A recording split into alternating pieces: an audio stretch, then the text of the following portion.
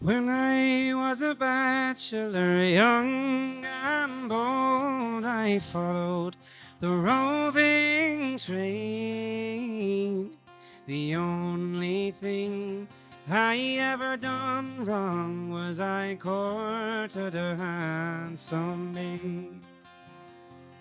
I wooed her all the summertime and part the winter too, and the only harm I ever done wrong was I kept off the foggy dew.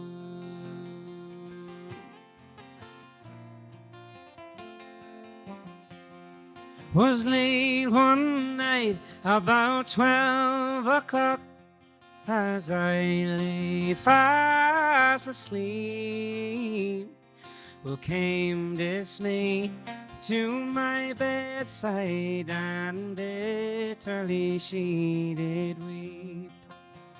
Well, she wept, she moaned, she tore her hair, and she cried, "What shall I do?" So I rolled her into bed, and I covered up her head for to keep off the foggy dew.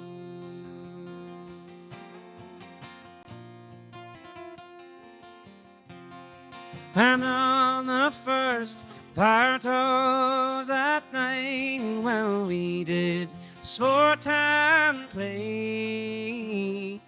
And on the latter part of that night, snug in my arms she lay. And when the broad daylight appeared, as she cried, "I am undone." Well, hold your tongue, my pretty young girl, for the foggy dew has gone.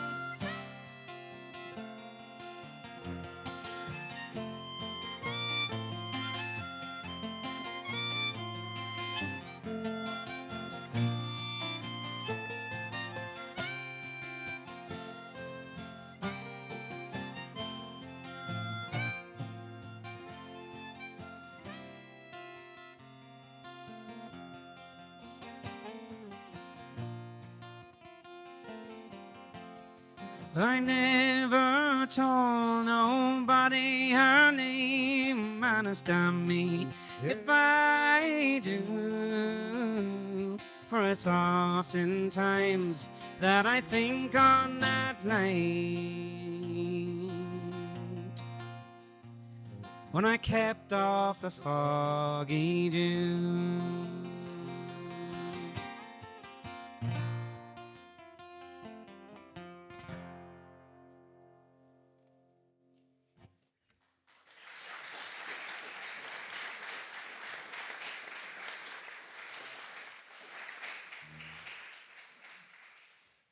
That's a lovely piece of music there from Stephen and Seamie O'Dowd. Thanks very much. And they will provide you music throughout tonight as well.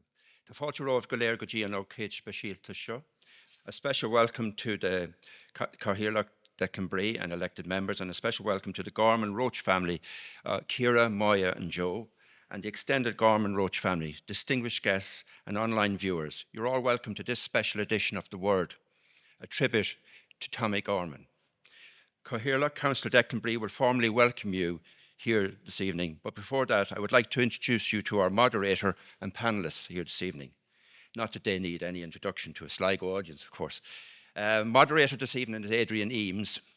Prior to Adrian's current position with RTE, he previously worked for Midwest Radio, Northwest Radio, now Ocean FM, and FM 104 as a producer, broadcaster and commentator. With RTE, Adrian has become a regular commentator in sports and has been a World Cup and Olympics Games commentator for many years. In addition to his broadcasting career, Adrian is currently an executive committee member of the Soccer Writers Ireland and holds the brief as Women's Football Officer. We are delighted Adrian has agreed to be our moderator for this evening.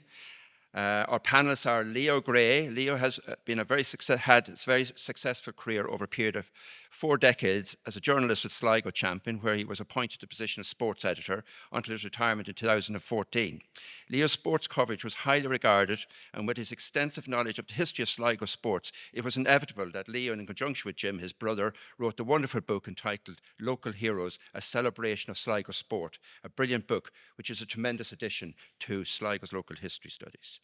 Niall Delaney presents the multi-award-winning radio show Northwest Today on Ocean FM, which is a radio show which is renowned for the quality of its interviews, its interaction with listeners on a wide range of topics pertaining to in the main to the Northwest region.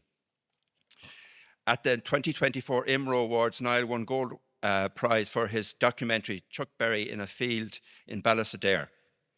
You are all very welcome to Sligo Central Library today for this special occasion. I now wish to call upon Cathaoirleach Councillor Declan Bree to formally welcome you this evening and to deliver the opening address, after which we will hand over directly to Adrian as moderator. Thank you very much.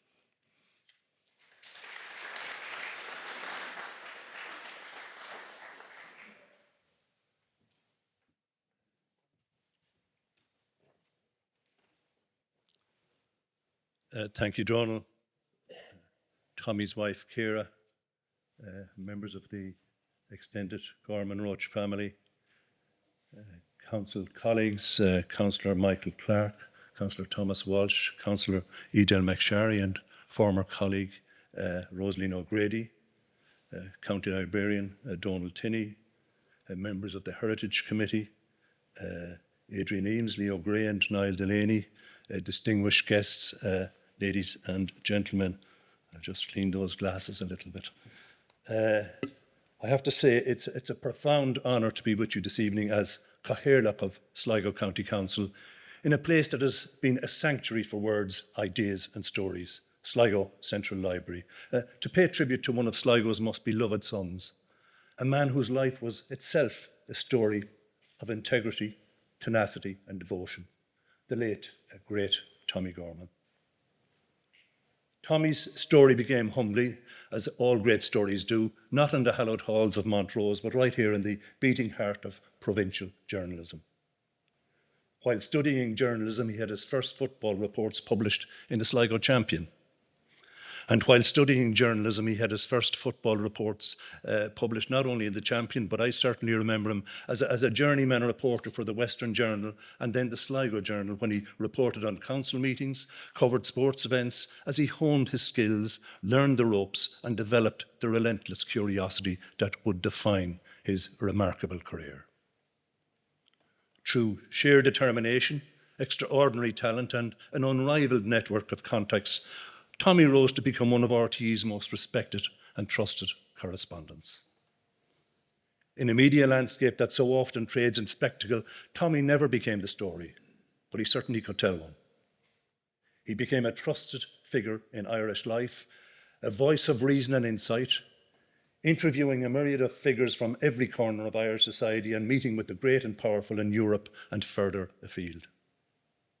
He certainly navigated the complex world of politics and public life with an integrity that earned him the respect of people of all sides of the political divide, both north and south. His dedication to the news brought him to the front lines of history. In 1980, Tommie took on the crucial role of RTE's Northwest correspondent, a brief that saw him courageously cover events in Derry during some of the most challenging times. Then in 1989, his talents took him to the European stage as Europe editor in Brussels. And there, for over a decade, he reported on all the major events affecting Europe and the European Union. Through his illustrious career, Tommie received numerous accolades for his outstanding work in journalism. But perhaps his most iconic moment, one that cemented his place in the annals of Irish broadcasting history, was the unforgettable and emotionally charged interview he conducted with Roy Keane in May 2002, shortly after the Republic of Ireland's captain's departure from Saipan. And I think it was a moment that captivated the nation, and through his efforts to woo Keane back to the Irish squad were ultimately unsuccessful. It showcased Tommie's remarkable ability to connect, to probe, and to bring the human element to even the most charged of stories. It remains one of the most discussed moments in Irish sports journalism, a masterclass in how to capture a mood, a controversy, and a man at a crossroads. Sligo quite rightly recognised Tommie's immense contributions. In May 2003, the freedom of the borough of Sligo was proudly conferred upon him. This was a testament to the prestige he had earned as a journalist and broadcaster, but perhaps even more importantly, it was in recognition of the consistent and unwavering manner in which he promoted his native town and county on the national and international stage. He was in every sense Sligo's ambassador to the world. And beyond the headlines and the breaking news, Tommie's heart truly belonged to Sligo Rovers. A lifelong, a passionate supporter, Tommie's dedication to the club went far beyond the terraces. He was an avid, lifelong fan, and his love and passion for the Bit of Red shone through his life. And I think we all recall the legendary story of him missing his postponed final exams to travel to Yugoslavia to report on Sligo playing Red Star Belgrade in the European Cup, an act that tells you everything you need to know about his priorities and about his passion. He hosted countless events for the club, was instrumental in many fundraising campaigns, and was a driving force behind the ongoing redevelopment of the showgrounds. For Tommie, Sligo Rovers wasn't just a club, it was a cause, it was home. But what perhaps defined Tommie most was his quiet, consistent support of others. He gave generously of his time, his energy, and his voice. And even while in the midst of writing and promoting his own compelling memoir, he found the time to write a foreword for Leo and Jim Gray's wonderful book, Local Heroes, a Celebration of Sligo Sport, published in 2022. He understood the importance of local stories, of preserving our heritage, and of celebrating the unique character of Sligo. He was a stalwart supporter of education and young people, serving on the board of management at the Ursuline College, mentoring students and helping guide its major building projects. Tommie showed that leadership is not always found in front of a camera. Sometimes it's found in a quiet conversation, a word of advice, or a steady hand behind the scenes. Tommie Gorman was many things: reporter, correspondent, interviewer, sportsman, mentor, friend, husband, father. But above all, he was a man of principle, rooted deeply in the place he called home, devoted to its people, and tireless in his efforts to shine a light on the stories that matter. So tonight, as we gather for this special edition of The Word, moderated by RTE's Adrian Eames and featuring the insights of Leo Gray and Niall Delaney, two exceptional journalists in their own right, we do more than remember Tommie. We celebrate him. We embrace the legacy he leaves behind, not just in print or on screen, but in the lives he touched, the community he uplifted, and the standards he set. To Ciara, and indeed to Moya and Joe, on behalf of Sligo County Council and the entire community, I want to express our deepest gratitude for sharing Tommie with us for so many years. He was a giant of journalism, a dedicated Sligo man, and a truly remarkable human being. His legacy will undoubtedly live on, not just in the archives of RTE, but in the hearts of our county, in the stands of the showgrounds, and in the countless lives he touched through his work and his unwavering commitment to others. Caramila Maigov, thank you.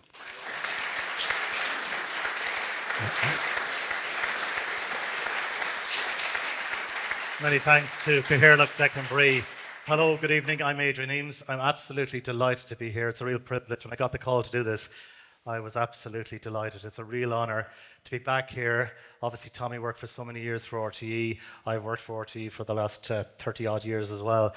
And he was an institution within RTE. And I'm delighted that Ciara's here tonight and some of the extended family and friends. So many people in this room will be aware of Tommie and his work down through the years, both locally and internationally. And obviously, he covered the beats in terms of Sligo in the northwest, in Belfast, before that in Brussels, right across Europe, covering so many different stories. And over the next hour, we'd like to give you a flavour of the man, but essentially it'll be about Sligo and his involvement with people in Sligo and those he cared for here and those he advocated for. And we'll have a microphone to go around to various people on the floor. And if at any stage you want to say something, feel free.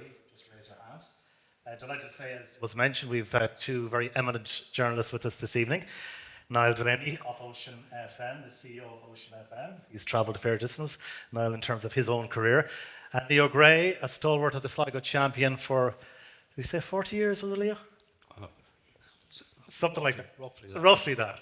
Yeah, I guess looking young on it all. Thanks very much. But let's get down to business. You and Tommie go back a long way because you went to school together the very first day. What's about that? We did. We actually started school on the same day. And Short trousers. Absolutely, absolutely. They were the days of short trousers, yeah. I was going to say I was in Tommie's class, but nobody was in Tommie's class. We all know that. Yeah. But yeah, so we were in school choirs and school plays together. We were altar boys, and we then we went on to St. John's National School. And there's a story that comes to mind. We were in St. John's, probably third or fourth class, I'd say. And teacher asked us to write an essay on our favourite TV programme. And Tommie's offering was, unsurprisingly, I suppose, Match of the Day. That's what he wrote about. But specifically about the iconic BBC commentator Kenneth Wolstenholme. And it was so good the teacher asked Tommie to read it for the class. And we were enthralled because we all loved football anyway. And here was our classmate writing this very descriptive piece, and it was just absolutely brilliant, and thought it was fantastic. But what really sticks in my memory, what we were all wowed about, was the teacher said, "And boys, he even got the correct spelling of Wolstenholme." And we said, "Wow, Tommie, you're just brilliant." But the other thing about that was, and I didn't know this at the time, obviously, but I think Tommie referred to it in his book, actually. To get a clear picture on the TV of Match of the Day, the BBC reception in those days, wasn't great.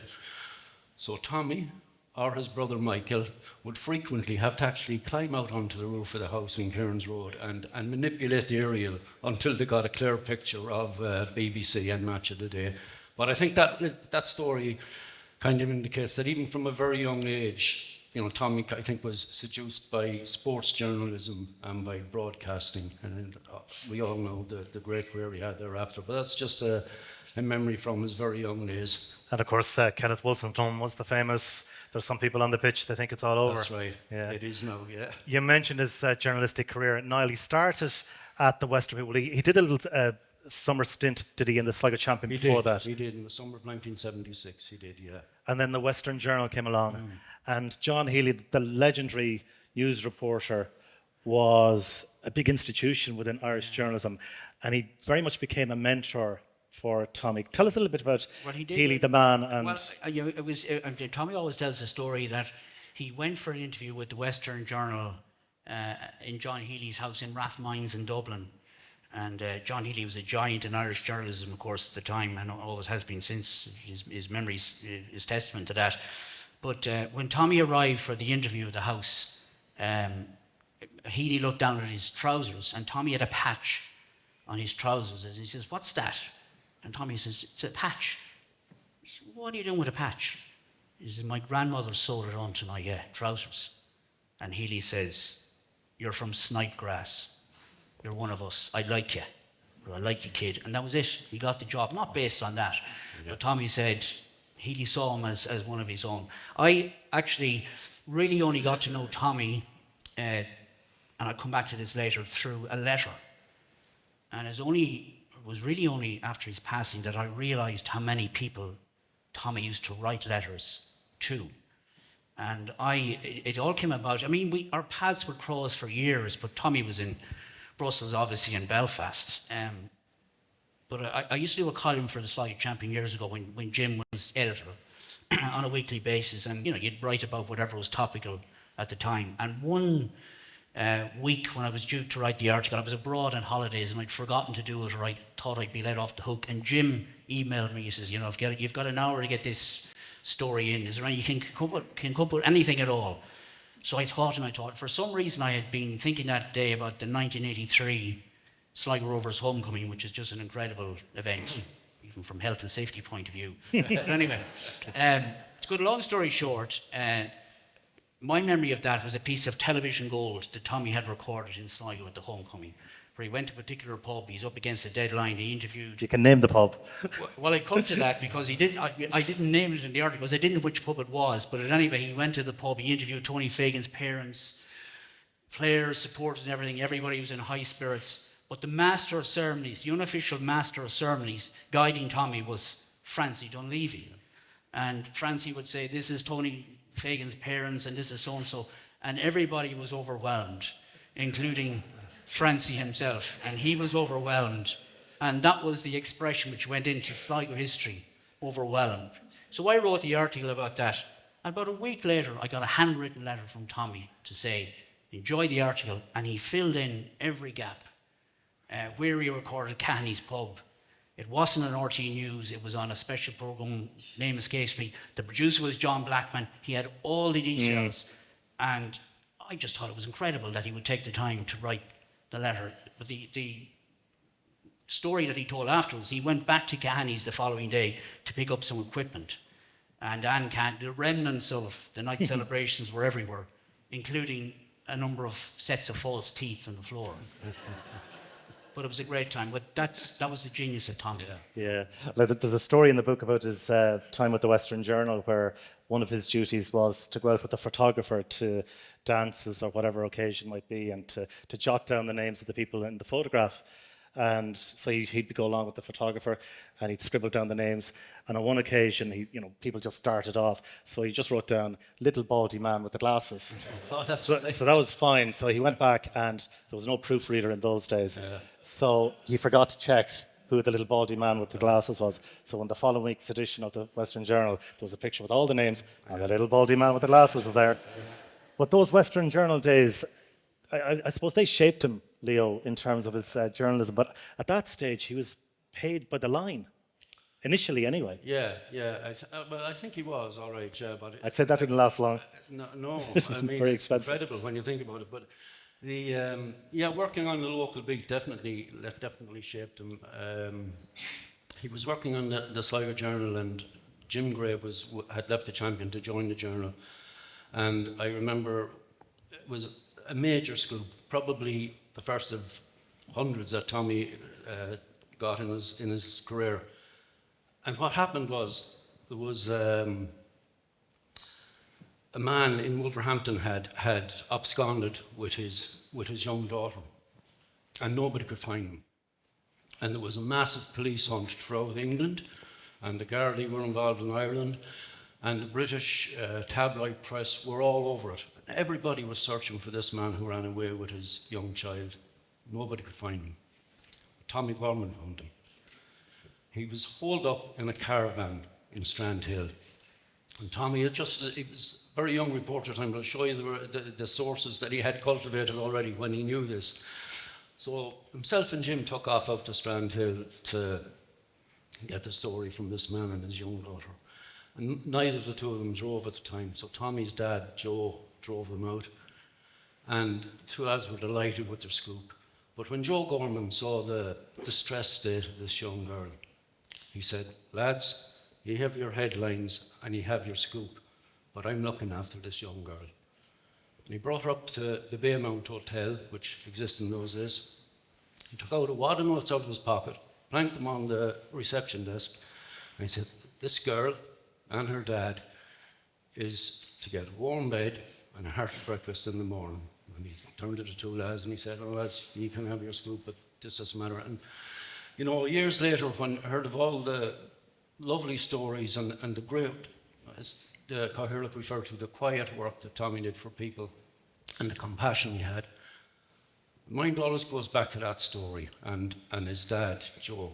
And, you know, that shows you where that compassion that he inherited and where it came from. So that was that side of the story. But I said the other side was that he was able to get this major scoop that nobody could find these fugitives, but Tommie found. And at 23, he was editor of the Western Journal. Such was the faith that, you know, the likes of John Healy put in him. Exactly. There was the Sligo Journal followed. And one of the big stories, of course, that happened here locally, 1979, the killing of Lord Mountbatten off Mullaghmore. And he covered that story. He scooped so many international outlets. He did. That happened on a Monday, and the Sligo Journal used to come out on Tuesday morning. So the timeline or the deadline was really, really tight. And again, it shows us the sources that Tommie had, because he was one of the first journalists on the scene, and Jim was with him again.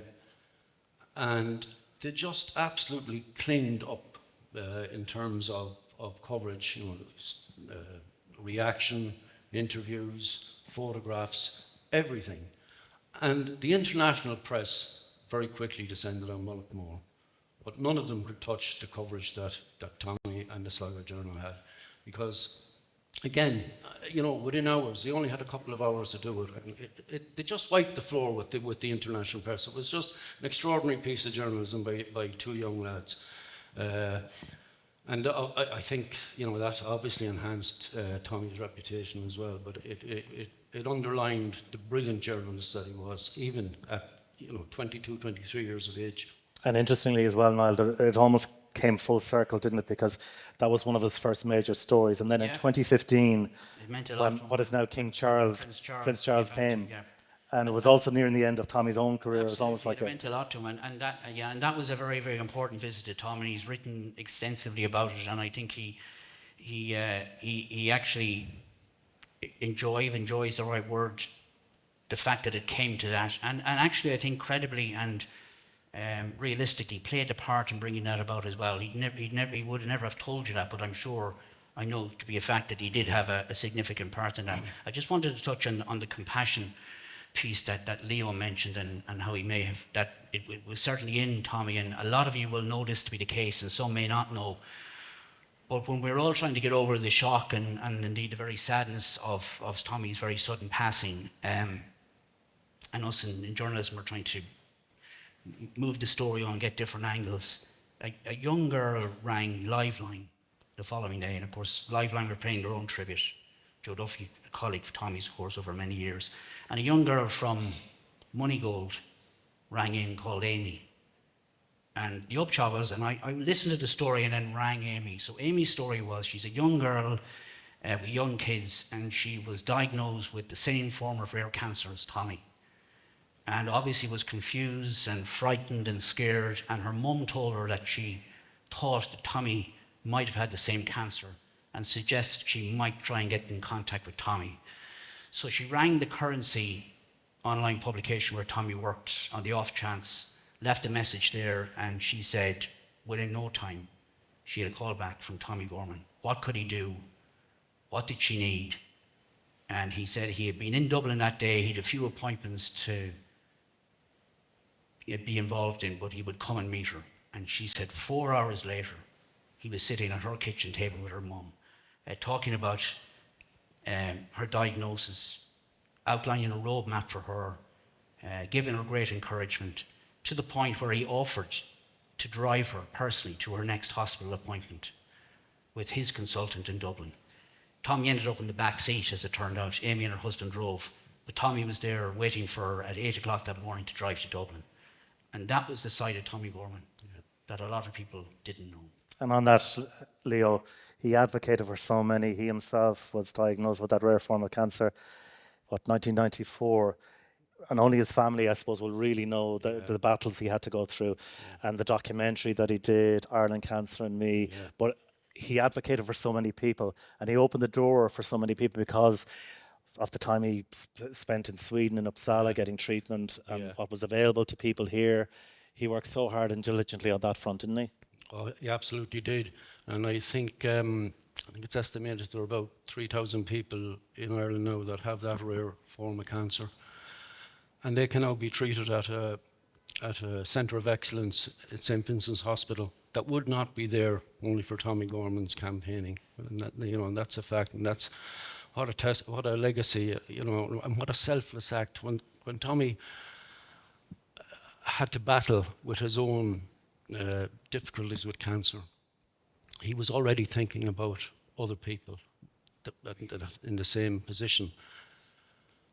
So out of something very difficult, he turned it into, a glorious kind of end, if you like, that this centre of excellence was established in St. Vincent's Hospital. And absolutely, it would not be there only for Tommie Gorman. And that's the reality, and it's another mark of the great man.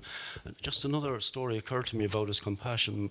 Niall mentioned there was a district court hearing in Letterkenny District Court, and it was, I don't remember the detail of why the court was held, but it was some subversive activity along the border. And it was a follow-up court case, and it was a late night sitting, so there weren't too many journalists there. But also at the same court, two ladies from the travelling community were before the court for shoplifting goods valued at about €130. And they had no money to go bail. So the judge said the only option that was open to him was to send these two ladies to jail.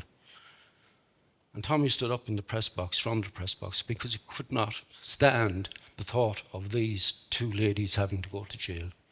And he said, I'll go bail for them. And he put up €500 bail.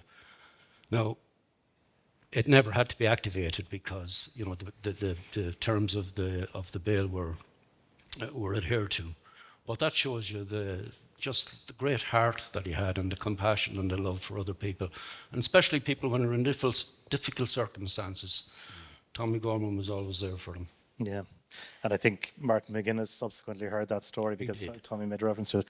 Niall, you mentioned him, reaching out to people. Yeah. He would regularly send you letters as well.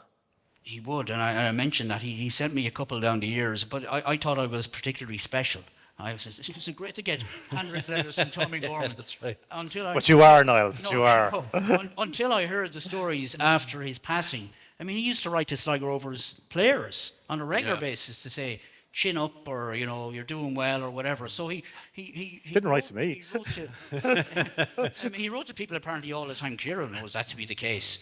The one thing about Tommie is his love, and Declan referred to it, and Donal did as well, his absolute love of Sligo and Old Team Sligo. It never left him, despite reaching the upper echelons in journalism in Brussels and the North. I mean, he was a giant of journalism and always will be in this country, but he never ever forgot his roots, as we know. And I remember him telling me once what he loved about Sligo was, he described it, there's wonder around every corner.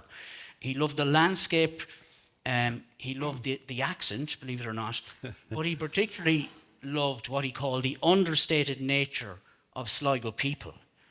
And that was actually best described, I think, by Joe's, his son's, wonderful eulogy at his funeral. It was an incredible speech that Joe made.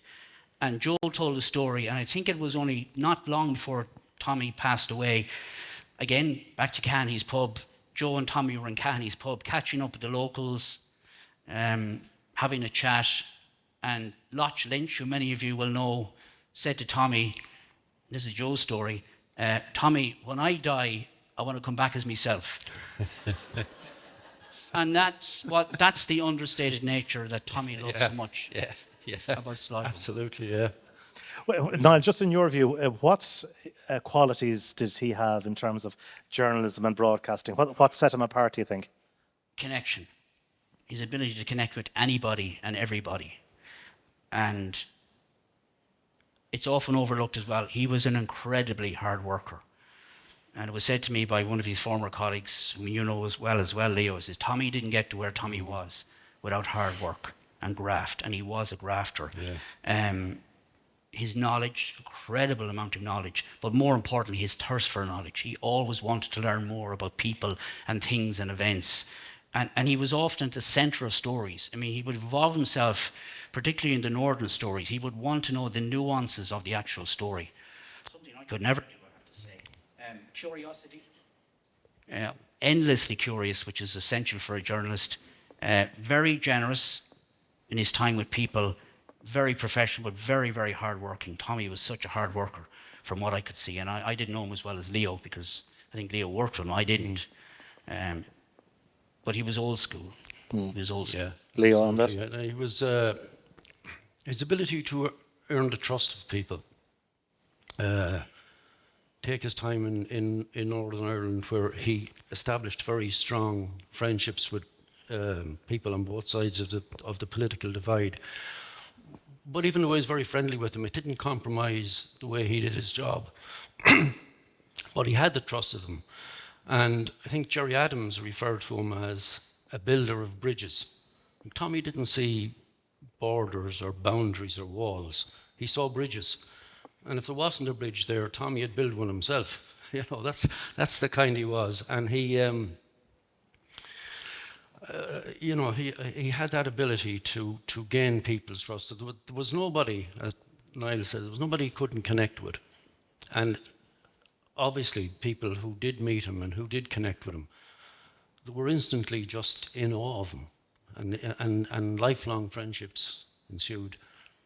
And Niall, I guess as well, he also had that skill set whereby, and Donal mentioned it to me beforehand, to distill a story, what could be a very complex story involving maybe negotiations in Stormont or wherever it may be, or in Brussels, but just to fine-tune it into layman's terms, to make it easy for the layman to understand. That's a real skill. The most difficult thing of all to do. And I know there's been comment before about Tommie's style. His style was unbelievably brilliant as far as I was concerned. I remember the Irish Times, and you were making that point when we were talking beforehand, that the Irish Times were saying that there was sentimentality in Tommie's delivery. But what's wrong with that? I mean, that's more attractive to people, because he made people connect to the story. I mean, you remember Gay Byrne called Tommie the beating heart of the newsroom in RT, and he always was. He had that ability to tell the story in simple terms, taking in all the complexities, but he connected with people. And he also had that art as well, I think, Leo, where, of the pause, the dramatic pause as well, which would just add to effect. And invariably you knew when Tommie wasn't quite able to overtly say, well, this is what's happening here, but he would say, he would hint at it. Yeah. He would say behind the scenes, I believe that there are struggles. Yeah. But he knew exactly what the story was, but obviously at that point wasn't maybe able to deliver it. It kind of brings me back. He told me, you mentioned earlier on with his first meeting with John Healy, and Healy said, I'm going to give you a bit of advice, kid. He said, tell your readers you're going to tell them, then tell them, and then tell them you told them. So, you know, and Tommie kind of followed that all his life, because his readers or his listeners or his viewers were always his first obligation. That's where his first obligation was to. And as you're saying, Niall, the art of making it all simple. You know, the most complex of situations or of negotiation or whatever it was, when Tommie could present it in a way that everybody could, you know, just get it. Yeah. And that's an art that, you know, in itself. And he was a master of it. He always had great respect for provincial journalism. Never looked down on provincial newspapers or local radio. Never did, even though he was one of the most senior men in RT. Always had time for the local provincial journalists. Yeah. And I think he lavished praise on Ocean FM's coverage of the elections. Yeah. Was that another letter you got? Well, actually, no. Actually, well, that was funnily enough. I see Rory in the front seat, and I was out in Ross's Point that weekend a year ago at the Sea Shanty Festival, and Rory came in and he said, "Tommie looked after you," and I didn't really know what he meant. And Tommie had written an article for the Currency that weekend about our coverage of the local elections last year, and he had rang me all right to ask me how we did it, and you know, wanting a few bits of piece. But he wrote this incredibly positive and praiseworthy article about us. And I think it was actually the last article he wrote, but it was very special to everybody at work that he did so. Yeah. Yeah, But you again, mentioned thinking of others. you mentioned Rory there, and I was talking to Ciara before we came out here, and we have a connection, but she wasn't aware of it. But Ciara and Tommy met in Rossinver in North Leitrim. My late aunt, Patsy Eames, Patsy Lennon, she was married to Ben Lennon. There was a music session. It was Christmas time, St. Stephen's. I suspect Rory O'Connor may well have been there as well. Are you, Rory? But that's one of the connections. We'll come on to Sligo Rovers in due course. And Declan mentioned the Roy Keane interview. That was quite something, wasn't it, Leo, at the time? Because it was, I mean, people talking about Saipan and everything that happened, and everybody was, wanted to hear, could the war be? Yeah. Could we find a peacemaker? Tommie almost produced for Ireland, didn't he? He did. The country came to a standstill at that time because it was all anybody wanted to talk about. It was just a sensational story. And when Keane was sent home, he came back to his home place, or where he lived in Hale in Manchester. And the world's press were on his doorstep. Everybody wanted the interview with Roy Keane. And all they were getting was footage of Roy going for a walk with his dog, Triggs. And Triggs became the most famous dog in the universe, but not a peep out of Roy. And then it emerged that the Sunday Mail, I think it was, had done a deal, and they were getting an exclusive interview with Keane. So when all the rest of the media from all over the world heard this, they all left. They all just said, it's over, there's nothing in it for us, we're going. But there was one reporter left standing outside Roy Keane's house in Hale, and that was Tommie Gorman. Tommie would never give up on a story.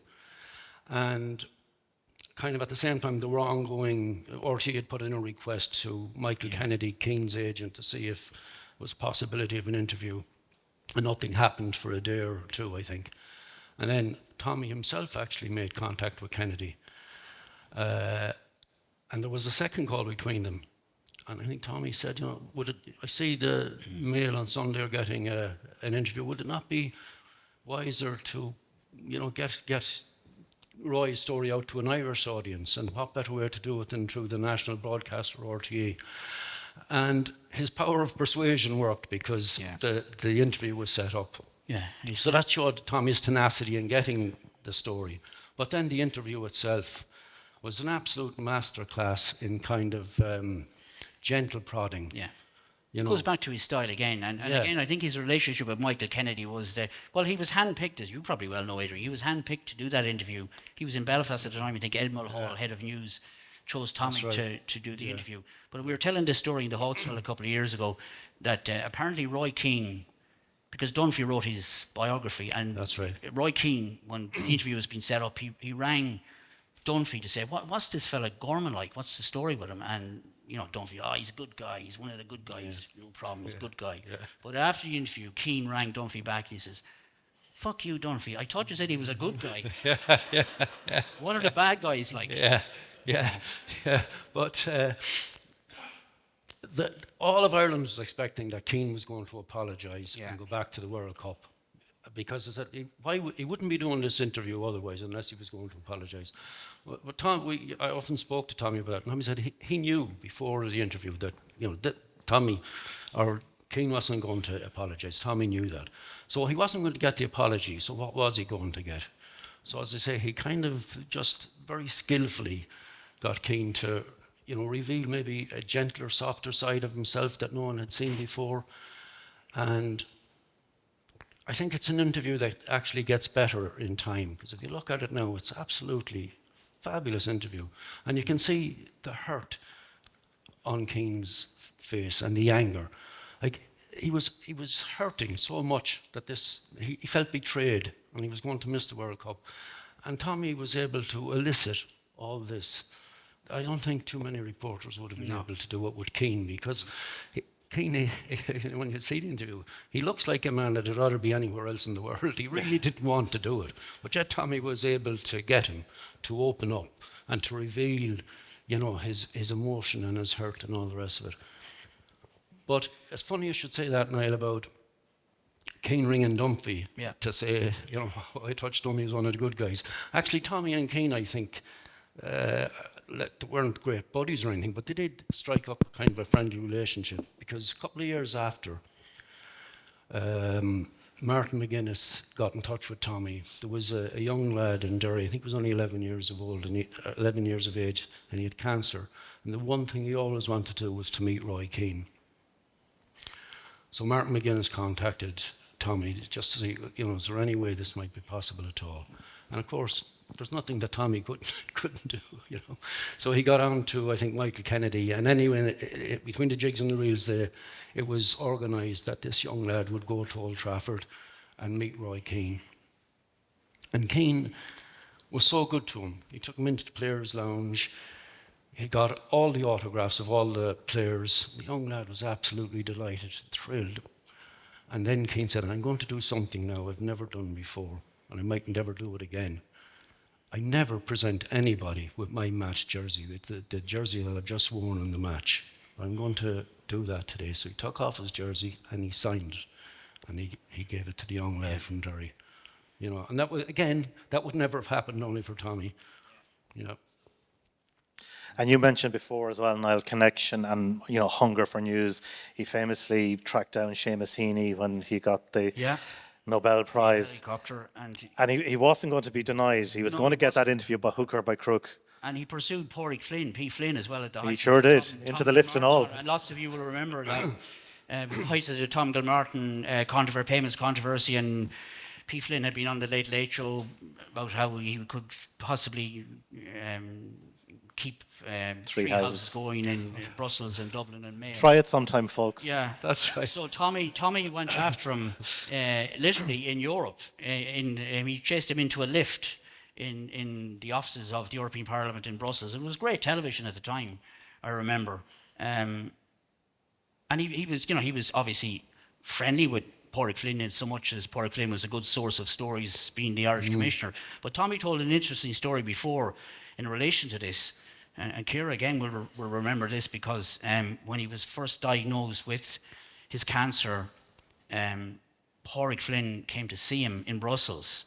And he came out to him when lunchtime, drove up in a big Mercedes car as commissioner, and called into the house. And I think Tommie was in his dressing gown, he said, and wasn't looking great. And Moya was only a couple of months old, and the pressure was on. And he said Pádraig Flynn was genuinely upset and concerned about Tommie's welfare, and he asked him what he was going to do and how he was going to handle it. And he came out with the line, Tommie said, well, if you need money, there's no problem.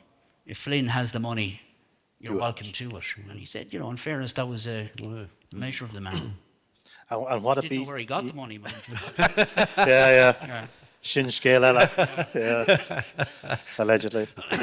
But he would have covered so many stories now. We're not going to go into them all, but, you know, through his days, obviously even here when he was Northwest correspondent, but in Brussels and Belfast, you know, I mean, obviously the troubles had ceased at that stage. It was about power sharing and all that. Yeah. But to work on those stories, but he brought great energy to those stories, didn't he? He brought great energy to them. But the funny thing, I remember asking one time, and again, more than the Roy Keane interview, I said, how do you not get emotionally involved in some stories? And he says, oh, I do. He does get emotionally involved. And he specifically mentioned the Michaela Hart tragedy, which was an appalling case, and Tommie was covering the trial over there. He mentioned that one, and he mentioned the whole Prince Charles visit. He says it was very difficult not to get emotionally involved in that. But he could leave it to one side. But, you know, that was the skill of Tommie as well.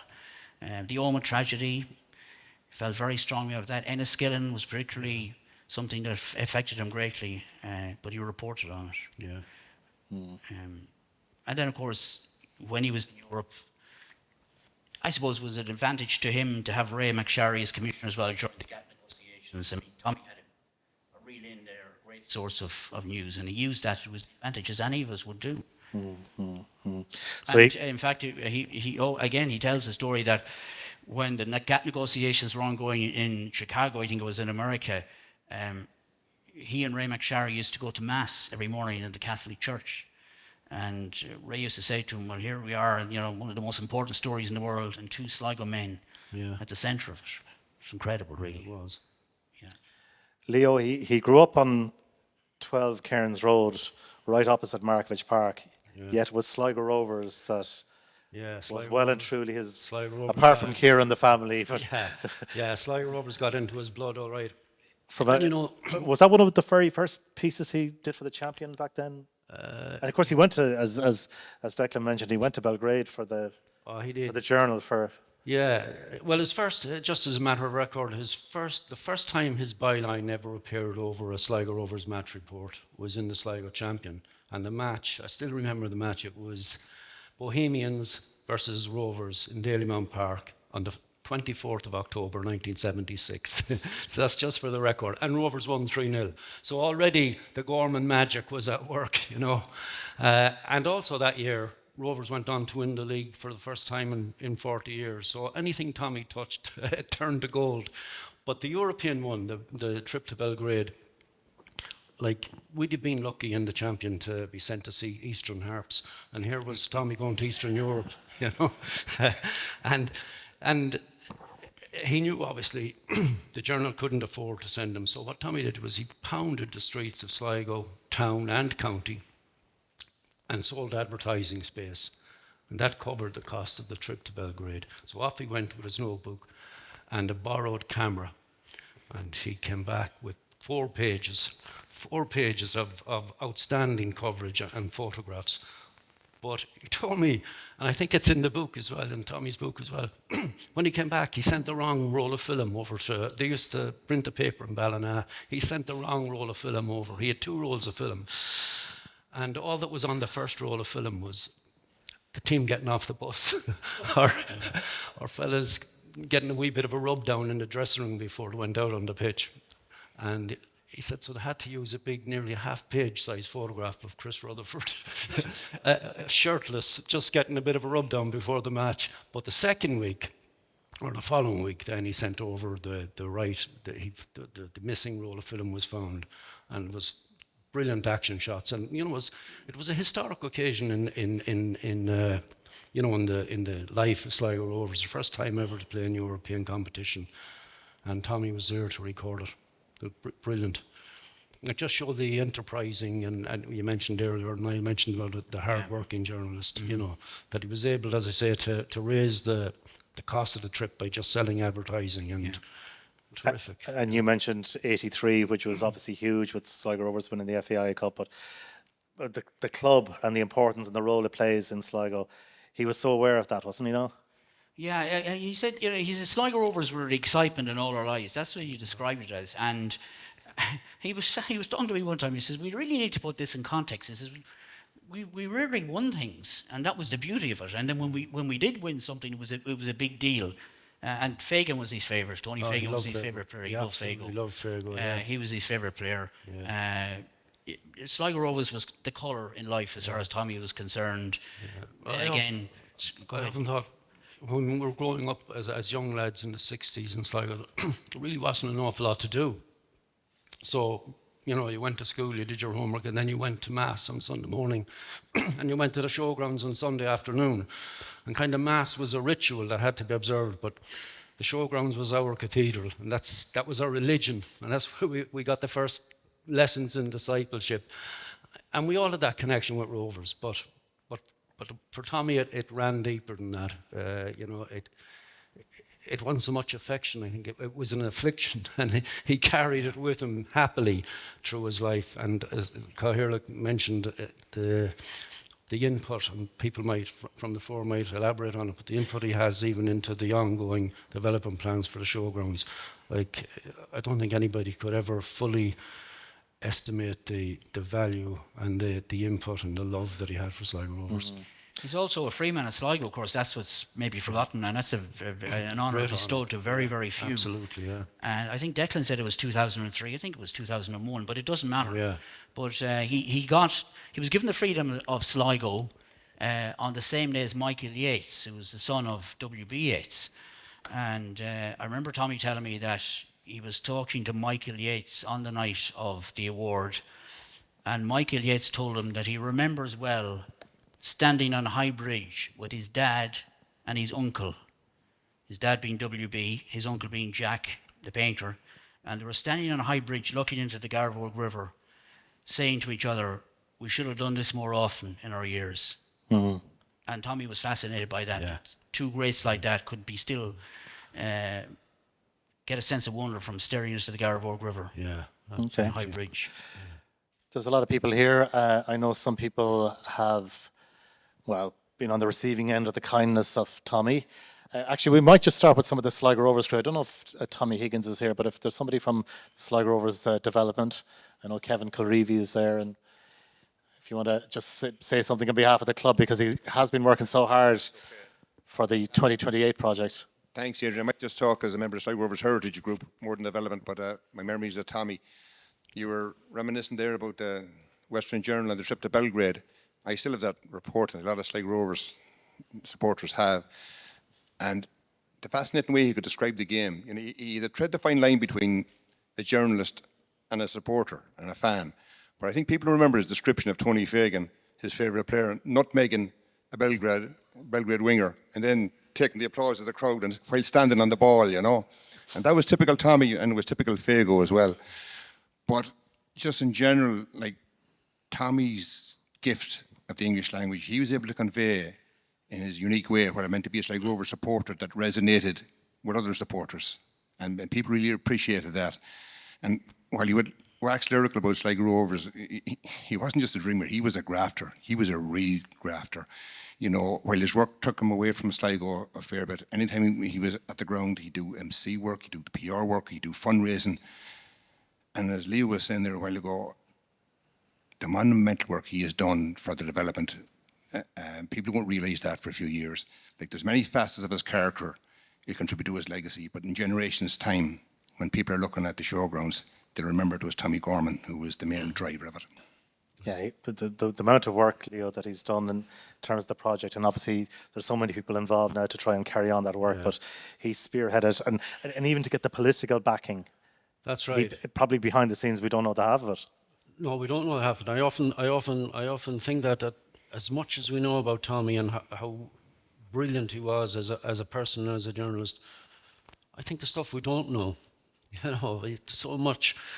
But in terms of Rovers, I believe that he is, you know, playing a pivotal role. Did play a pivotal role in bringing in advancing that development plan to where it is now, and hopefully in the next year or two we'll see it completed. And as Kevin said, it will be a lasting legacy to Tommie's memory. Yeah, I think there was a preview of before a cup final as well, where Tommie, I think it was probably for the Sligo, it had to be for the Sligo Champion, and he would do those previews coming up to a cup final. Right. And I think the opening line was something, you know, something about that shower in Morning Ireland RT or whatever lot. He said, I rang them during the week to find out the result of the match. Oh, United won, Tommie. He said, not that match, the Rovers match. That was something along the lines of the opening to it. Simone Hickey from Less Sligo Forgets is here as well. Simone, would you like to say something about Tommie? For me personally, Tommie was a mentor. When I spoke to him, he listened, he gave me his time, and he was interested. And he was really knowledgeable about everything Sligo. He was totally interested in all things Sligo. So anytime I'd meet him around the shore going for a walk, he'd shout and he'd say, hey, how are your men? And I said, oh, I'm struggling. I found a few more. So he had great interest in the Great War, World War I. And he realised the importance of reconciliation and the fact that people are still mourning, people that were lost in the Great War. And he was just constantly encouraging me and supporting me and saying, it's important work, you must finish it. It's important work. So just a month before his untimely death, he wrote the foreword to my book, and it was my honour that he did that. He also was our guest of honour at the unveiling of the Great War Memorial Garden, and a true friend of Sligo. He made everybody feel important, no matter what you spoke to him about. He just stood and he listened, and he took it all in, and he commented, and nothing but encouragement and support. It's such a great loss, but to me personally, he was a great friend and mentor, and my book wouldn't be out today without him, because during COVID, even walking around the shore we'd meet each other at a distance and it'd be, how are your men? Constantly. Keep it up, girl, keep it up. Or sham the odd time, and I'd say sham. So, but a great man. Yeah. And I am forever grateful to him and Ciara. Yeah, it's funny because you were talking about the first time, maybe, you obviously met him first day at school. I wouldn't have had too many dealings with Tommie, funnily enough, over the years, because people assume because you work in RTE, but obviously he was based here in the 80s. I wasn't really on the scene then, and he was in Brussels for so many years and Belfast.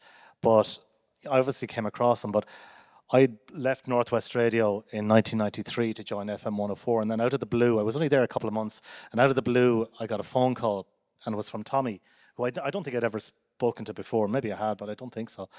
And Tommie was on the phone. He said, RTE are starting up this new regional setup where they'll have opt-out, I think, in the news bulletins to do every night a local section, and would you be interested in talking to Joe Mulholland, who I think was the head of news at the time, or head of current affairs?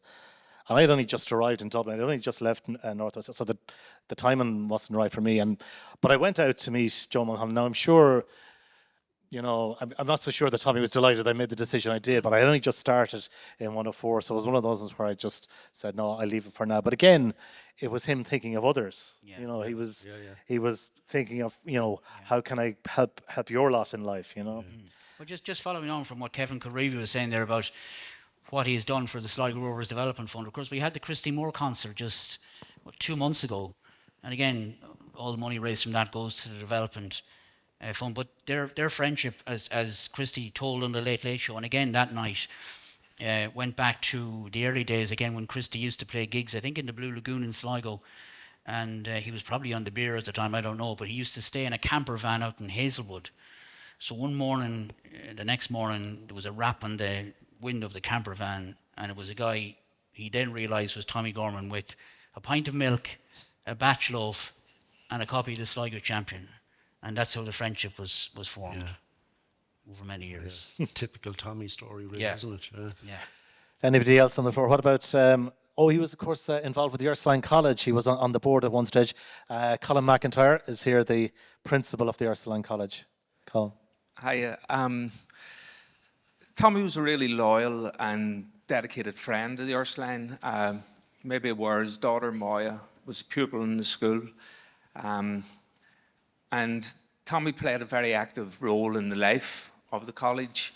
He served on the board of management. When it had the opportunity and he was asked, he spoke at praise given. And when the school development, the process stalled that bit, Tommie came back in and catalysed it and started to put a wee bit of pressure where it needed to be.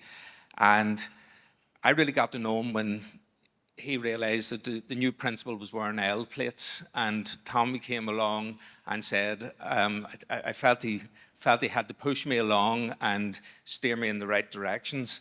And then during that time, he collaborated with Councillor McSharry up there, and they managed to provide us with an opportunity, Donal, Tinney and myself. Donal was the chairperson of the board, to get into Leinster House and to sit with the Minister for Education, Norman Foley, last year. And it was, and just to put across why we felt Ursuline College, needed this wee bit of help. And just the final conversation I had with him was just a few weeks before he died. And I remember we were just discussing how we thought the meeting went, and these words will never leave me, and I think about them regularly. He said, Colin, she knows that we're good people. And I think that's what I would say about Tommie Gorman. Tommie Gorman was a good person. Well said. Maura Gilligan. Maura wrote The Tide is Coming, a book on Coney Island. You might just tell us a little bit about what Tommie did for you. Well, I suppose I'd have to start with the fact that Tommie was a close family friend, and he was a very great admirer and friend of my late brother-in-law, Jerry McMorrow, who was a journalist with the Irish Press in the day. So that's how we got very close to Tommie and Ciara. And I didn't ever see myself, I suppose, asking Tommie for help in any way, but he did mentor my writing at an early stage in various, when it appeared in various places. And when I was coming towards the end of producing the book, The Tide is Coming, which is a book of Coney Island in Sligo Bay, Tommie really, really came to my rescue when the project had got very large and the dream of producing it as an art book was becoming a little bit more distant. And after 20 years of work, this would have been terribly disappointing. But Tommie came to the rescue in all sorts of ways, in encouragement and in getting support and in getting sponsors. And so I will never forget him. And of course, never forget him and Ciara and their home in Lisheen and all that it meant to so much of us. The other thing that struck me tonight is that he would be delighted to see you here, Adrian, tonight, and to see Leo, to see Niall, and to see Seamie and Stephen sitting up at the top of the room there, producing beautiful music. Declan, Bree being here, Rosie O'Grady being here, Carl Brennan, all the locals, and I see his lovely niece, or niece-in-law Sally there. So this encompasses so much more, and I was just one of the very many people he helped in many ways. Thank you. Thanks very much, Maura. I think the clock is pushing on. I think we've gone past our allotted time. It's almost time to wrap things up. We're coming up, of course, very close now to the first anniversary of Tommie's passing, the 25th of June in 2024. RT the same day lost Micheál and Maura as well. So I remember, hearing the news about Micheál. I was travelling actually from Sligo to Dublin at the time, and then I got back, and then just before 3 o'clock, it was mentioned on Liveline, the news, and it was Katie Hannon, and you could tell she was just reeling from the news as she imparted the awful news of the passing of Tommie. Before we wrap things up, lads, your final thoughts. Niall, if you want to go first. I'm going to go back to the letter again because I'll preface this story. I was just going through some stuff home last night, just kind of trying to do a bit of preparation for tonight, and I came across the last letter Tommie wrote to me, which was only 2 months before he died. The background, as Donal mentioned it earlier, I'd been doing a radio feature on the Chuck Berry concert in Ballysadare back in 1981. And of course, Tommie was an absolute must as a contributor to that. So I rang him and he said, well, for a change, instead of me going to the studio, why don't you come out to my home in Lisheen? And I did. And we spent a couple of hours out there. It was a very, very pleasurable afternoon. We had a good chat. And Tommie was as professional as ever in his contribution to the programme. And I remember it was around Easter time. This is only a year ago. And again, a couple of days later, when we'd finished, I got a letter. And I had to read it again last night. And I'll just read part of it. This is the letter. Again, a handwritten letter that Tommie sent me. And it's dated Saturday morning, 5 a.m. So he's writing letters at 5 in the morning. And he says, you've been on my mind since we met earlier. Often when I find myself reflecting and preoccupied by something, I feel inclined to write it down and put shape on the thought process. And he went on, he says, you were a purist, a broadcaster. You could have travelled upwards to Dublin. You could have been in various jobs in RTE. And he goes on to say that. You could have been living in a semi-D in Rathfarm or Phibsborough. Instead, like Seamus Finn, like Jim and Leo Gray, you decided to stay local. As I see it, you made an enlightened, correct decision. Just as Jerry Moriarty left the Donegal Democrat, I left the Sligo Journal. We done okay. We grafted and we managed to make out. But we have always felt the pull of the home place because it's in our DNA. It's where we will be buried, the place we can never leave. Lovely. And I thought that was just a very poignant letter to finish with today that Tommie wrote me. Leo? Well, Tommie was a master wordsmith, but the one word he could never use or found it very difficult to use was no. Never said no, never refused anybody, as so many people here can testify to. So I used that when Rovers had that golden run back in the 2009, 2010, that period. The Sligo Champion used to bring out special supplements, and I'd always ask Tommie if would he mind contributing a column, and of course, there's never any problem. And they were all beautifully written pieces. And I actually I looked to see could I find some of them, and I could only find one in advance of tonight, but there was a few lines at the end of it. And they probably weren't the most spectacular or eloquent lines Tommie ever wrote, but I think they summed up his love for family, his love for Sligo, and his love for Sligo Rovers. And just to set the scene, the piece was in advance of the 2010 Cup final. And a week before that, or maybe it was 2 weeks, Rovers had qualified for Europe by beating St. Pat's 1-0 at the Showgrounds. And the winning goal in that match was a last-minute penalty by Alan Keane. So Tommie referenced that in the piece that he wrote. He was standing behind the Churchill goals, and Rovers were awarded a penalty. So I just chose these few lines, as I say, because I think that just in a simple few lines to sum up everything about Tommie and Sligo. So this is about the penalty. Up steps Alan Keane. I'm huddled with my 17-year-old daughter and my 14-year-old son behind the Nazareth House end goal. The previous November, after Sporting Fingal bushwhacked us in the cup final, my boy cried bucket loads in Tala, and no words could console him. Now, through his fingers, he saw Alan Keane rifle the ball to the top right-hand corner. We were dancing, we were hugging, we were laughing. We were in heaven. This is all to Tommie. And the other thing, I think that we'll all remember him by, he enriched all our lives. He was a man of great compassion, great intellect, great integrity. I would say, and I think Niall would agree, the best journalist that we've ever seen, nationally, locally, or internationally. And as a Sligo man, you know, I was so proud of him. But he absolutely loved everything about Sligo, as you said, Niall. He loved his native county.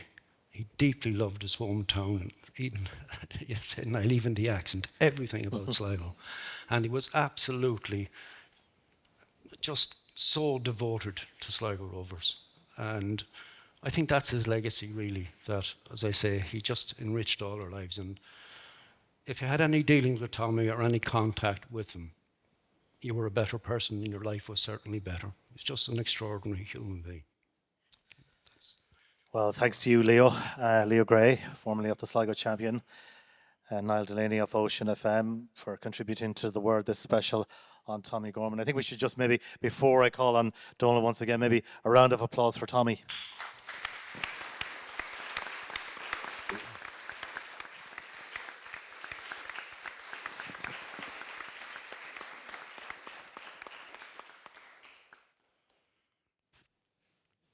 Cathaoirleach and elected members and distinguished guests, when I think of Tommie, I met him briefly outside of Seamie O'Dowd's funeral in the cathedral. And then he formed a link with me through the Ursuline College, being on the board.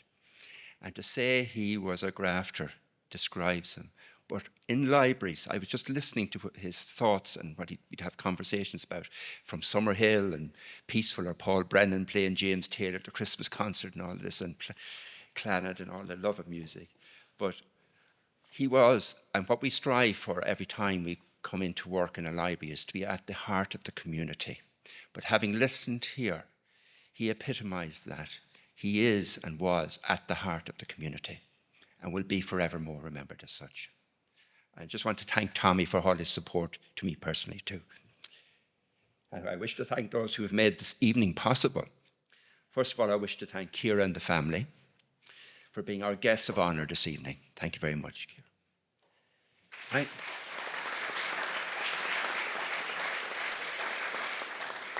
Thank you to Rory O'Connor for his support in making this evening happen in the first place.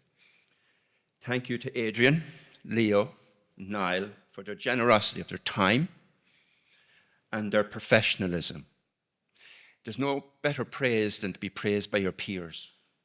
And these exemplified best practice in terms of journalism. And to hear what the praise for Tommie emphasised what we already know. He was brilliant. Thank you to Seamie and Stephen for the wonderful music, which provided a fitting interlude to the discussions. To Patricia Kane, Senior Executive Librarian, Michelle Brennan, Executive Librarian, and her Central Library staff here. Big thank you to as well. There's a lot goes in behind for the organising of this. Thank you to James and Studio Row for their technical support. I wish to also acknowledge the funding and support of the Department of Tourism, Culture, Arts, Gaeltacht, Sport and Media under the Creative Ireland programme, which, as part of its brief, is the marriage of creatives and the community. And that is epitomised here again, what we were doing.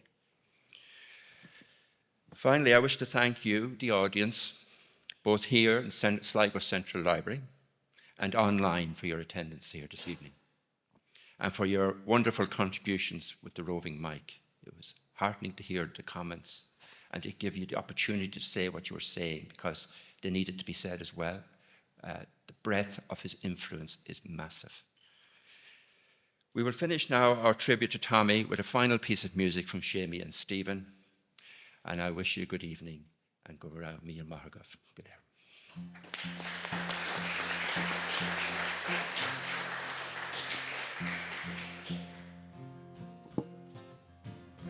I was wondering what to do as a last song, but Leo decided for me there, just mentioning not I kind of knew it, but it's sort of you said it very well, just how Tommie and Sligo are connected.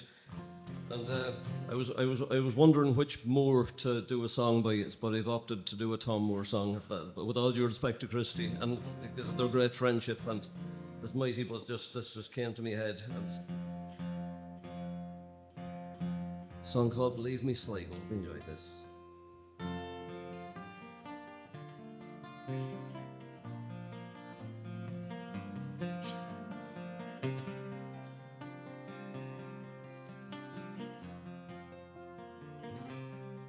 On the road that runs from Sligo back to town again, round Knocknarea through Strandhill and the Glen.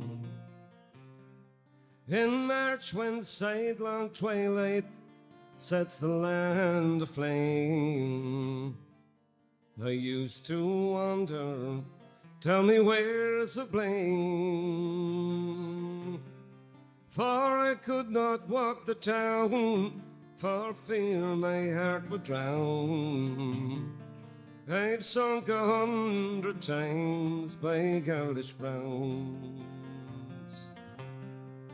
A stranger there, no stranger dear you'll ever see, than me who loves all that in Sligo be. Now half the world's between me and that sacred land. I bless all those that in Sligo's dreaming stand. Of sycamore and twin, likewise the lucky man who finds his eye, his heart at her command. I was born to walk the road that runs from there to here, to learn to love and never have to fear.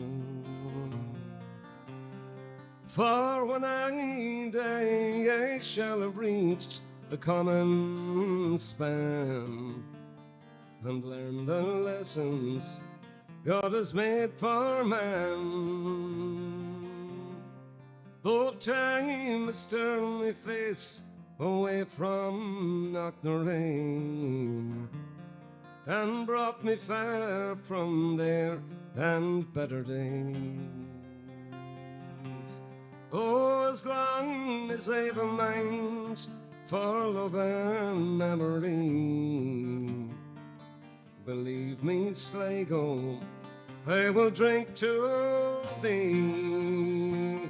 Oh, as long as I've a mind for love and memory, Believe me, Sligo, I will drink to thee.